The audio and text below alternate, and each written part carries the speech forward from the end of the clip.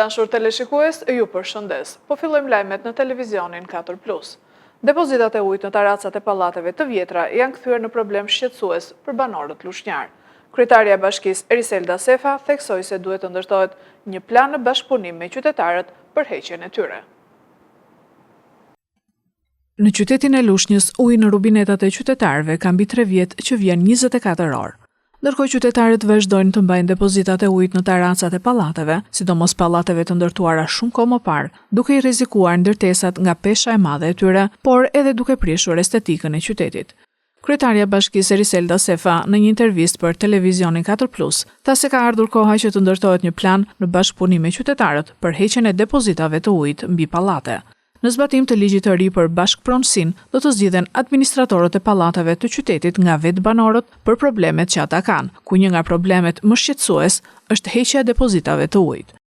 Nga ana e bashkisë janë marrë masat që në zbatim të ligjit të ri për bashkëpronësinë, ne kemi filluar procedurat me sektorin e bashkëpronësisë e cila ndodhet në drejtorinë e shërbimeve publike për zgjedhjen e administratorëve të pallateve, si në pallatet e reja, por edhe në pallatet e vjetra, në mënyrë që të fillojmë zbatimin e ligjit për bashkëpronësisë, ku të gjithë banorët duhet të zgjedhin administratorin e tyre dhe ky administrator do të vazhdoj të merret me gjithë proceset e mirëmbajtjes së pallatit, sepse duke pasur një administrator dhe vendimarrja e pallateve do të jetë shumë më e lehtë. Shpeshherë kemi ankesa nga qytetarët në lidhje me depozitat që ndodhen në pallatet e ndërtuara para viteve 90, duke qenë se qyteti i Lushnjës furnizohet 24 orë me ujë, por heqja e depozitave të pallatit është një vendimarrje që takon banorëve të atij pallati, duke qenë se dhe hapësirat e përbashkëta janë pjesë e pronës atyre banorëve. Prandaj me zgjedhjen e administratorëve të pallateve do të jetë më e lehtë këto vendimarrje në mënyrë që t'i ofrohet shërbimi si në pastërti, por patjetër edhe në mirëmbajtje të hapësirave të përbashkëta nga banorët pronar të këtyre pallateve.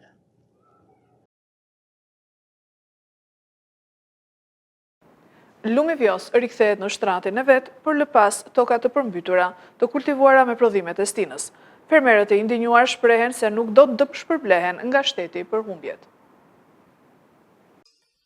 Edhe pse Lumi Vjos tashmë është tërhequr në shtratin e tij, rreth 80 hektar tokë bujqësore në fshatin Çervend në bashkinë e Fierit është ende në ujë. Banorët shprehen të indinjuar se të gjitha tokat e kultivuara me grur, jonxh, lakër, presh, spinaq, por edhe ullinj janë të përmbytura. Ata pohojnë se këto toka i disponojnë me ligjin 7501, edhe pse është tokë lumore, ata paguajnë taksa, por nuk dëm shpërblehen. E gjithë fshati Çervend siç e shikoni në ujë është. E gjithë pjesën e tokës këtë e kemi neve. Gjithmonë sa vjen lumi, po më e keqja se vjen lumi se ne mësuam me lum. Vjen edhe ikën kurse tani ndaj një, po thuaj se po sa vete 5-6 ditë sot që ka lumi e sigurt. Nuk të rejë që, po jo se më është dëmtuar vetë mua, po ne jemi në përgjithësi të dëmtuar këtu, se neve kemi të tëra mbjellë këtu, grur, elb, ullinjt aty kemi të pavjela, se shë pjesë aty ullinjt do t'i shikoni vetë, janë gjitha ato pavjela.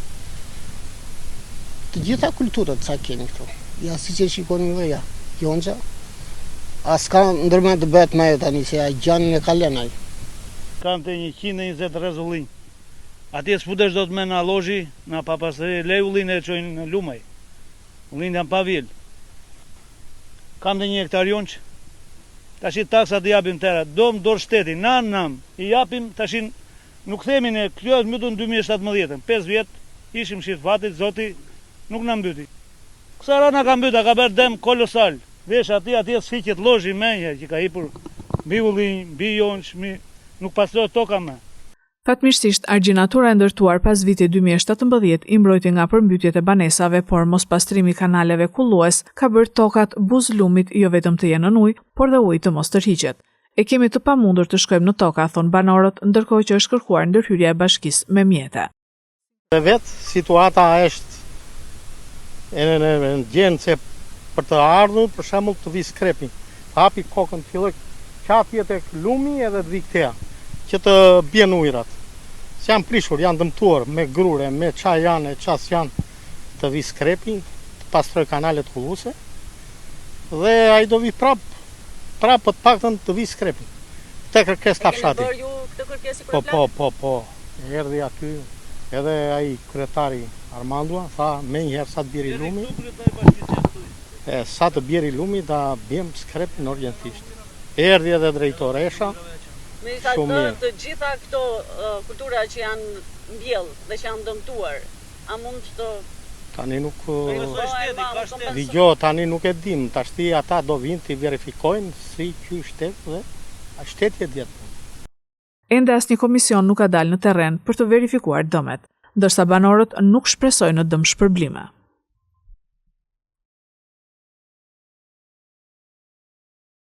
Kapen dhe vjen në pranga dy shtetas të shpallur në kërkim për vjedhje me dhunë, si dhe procedohet një tjetër pasi mbante armë sportive me vete në Lushnjë. Arrestohen nga policia në Lushnjë dy shtetas të shpallur në kërkim për vjedhje dhe procedohet në gjendje të lirë një tjetër, pasi mbante armë sportive me vete. Në njoftimin e policisë thuhet se si rezultati kontrolleve dhe administrimit të shpejtë të informacioneve të siguruara në rrugë informative, me objektiv kapjen e shtetasve të shpallur në kërkim dhe goditjen e palishmërisë, shërbimet e forcës operacionale të DVP Fier dhe të seksionit për hetimin e krimeve kundër personit, vu në pranga shtetasit XX alias SHG, 46 vjeç, banues në Karbunar, pasi ishte shpallur në kërkim për veprën penale vjedhja me dhunë, për të cilin gjykata kishte vendosur masën e sigurisë arrest në burg. Ky shtetas në bashkëpunim me shtetasin Isa, 31 vjeç, në datën 29/05/2025 i kanë vjedhur me dhunë automjetin një shtetasi 41 vjeç. Vijon puna për kapjen e 31 vjeçarit. Gjithashtu u kap shtetasi AP, 47 vjeç, banues në Lushnjë, pasi gjatë kontrollit të automjetit ju gjet dhe sekuestrua një shkop metalik, në cilësinë e armës së ftohtë. 47 vjeçari ishte i dënuar më parë për vjedhje me armë.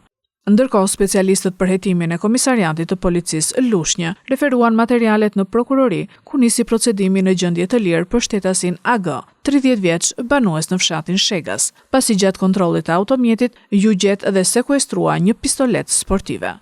Materialet procedurale ju referuan prokurorisë pranë gjykatës së shkallës së parë të jurisdiksionit të përgjithshëm Fier për veprime të mëtejshme. Taksa e re e pronës në 2026 parashikon regjistrimin e 2.5 milion pasuri të paluajtshme. Kjo taks do të fillojë të zbatohet nga 1 janari 2026. Në vitin 2026 parashikohen të regjistrohen në kadastrën fiskale 2.6 milion pasuri të paluajtshme, që do të jenë subjekti taksës së re për pasuritë e paluajtshme. Sipas dokumentit të programit buxhetor afatmesëm 2026-2028 të publikuar në fletoren zyrtare, kostoja e regjistrimit llogaritet 25.7 milion lek ose 10.2 lek për çdo pasuri të regjistruar. Numri i regjistrimeve pritet të mbetet i pandryshuar edhe për vitet 2027 dhe 2028 sipas strategjisë afatmesme. Për projektin ProTax Albania, që synon zbatimin e taksës së pronës të bazuar në vlerën e tregut në vitin 2026, parashikohen shpenzime prej 8.7 milion lekësh. Taksa e re pasurive të paluajtshme llogaritur mbi vlerën e tregut të pasurive sipas draftit të publikuar në vitin 2023, parashikohet të niste zbatimin nga 1 janari 2026. Por nga Ministria e Financave zbatimi u shty edhe me 2 vite të tjera për në vitin 2028. Ministria e Financave sqaron se shkaku i shtyrjes së zbatimit të taksës së re është hartimi i një projekt ligji tërësisht të ri, i cili do të miratohet në vitin 2026, ndërsa do të nisë të zbatohet bashkë me kadastrën fiskale nga 2028. Shtyrja vjen pas konsultimeve dhe përgatitjeve të nevojshme për të ndërtuar një sistem të ri taksimi, i cili do të bazohet në vlerën e tregut të pasurive të paluajtshme. Në projekt ligjin e mëparshëm i publikuar për konsultim publik në vitin 2023, parashikohej që për ndërtesat rezidenciale niveli i taksës të luhatej në vlerat nga 0.1% në 0.2% nga 0.5% që aktualisht zbatohet. Për ndërtesat tregtare u propozua nivel takse nga 0.15% në 0.25% nga 0.2% që është aktualisht dhe për ndërtesat bujqësore dhe industriale u propozua një nivel takse 0.15% në 0.25%. Mësohet se drafti i ri që po hartohet nuk parashikohet të ndryshojë koeficientët e taksës së ndërtesës për truallin dhe tokën bujqësore të propozuar në 2023, që përafronin shkallën e taksës me vendet e rajonit. Gjithashtu edhe në përfundim të konsultimeve për artikullin 4, drejtuesja e emisionit të Fondit Monetar Ndërkombëtar, Enke Weber, rekomandoi rritjen e të ardhurave përmes çuarjes përpara të reformës së taksës së pronës. finalizohet operacioni policor i koduar Pathway, arrestohet 57 vjeçari në Fier se lëviste i armatosur me pistolet me vete. Lëviste i armatosur me pistolet me vete në Fier, kapet në flagrancë dhe vihet në pranga 57 vjeçari, i dënuar më parë për vrasje nga operacioni policor i koduar Pathway. Sekuestrohet arma e zjarrit pistolet me 2 krora me municion luftarak. Policia njofton se shërbimet e forcës së posaçme operacionale në bashkëpunim me seksionin për hetimin e krimit kundër personit dhe shërbimet e komisariatit të policisë Fier në vijim të punës për evidentimin dhe goditjen e rasteve të armbajtjes pa leje, bazuar edhe në informacionet e siguruara për një shtetas që lëviste i armatosur, kanë organizuar dhe finalizuar operacionin policor të koduar Pathway.